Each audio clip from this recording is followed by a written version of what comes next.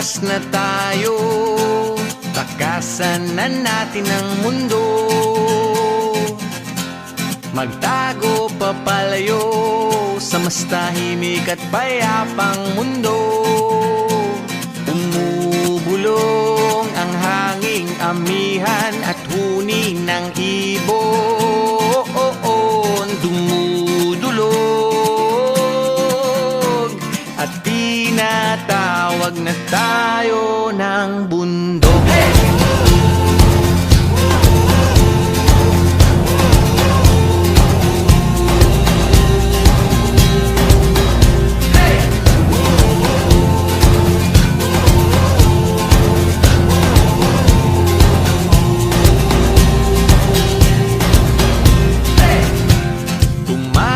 Na tayo, palayo sa maraming tao.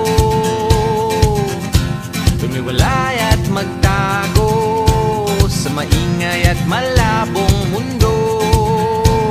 Bumubulong ang hanging habagat at hampas ng alon. Dumudulog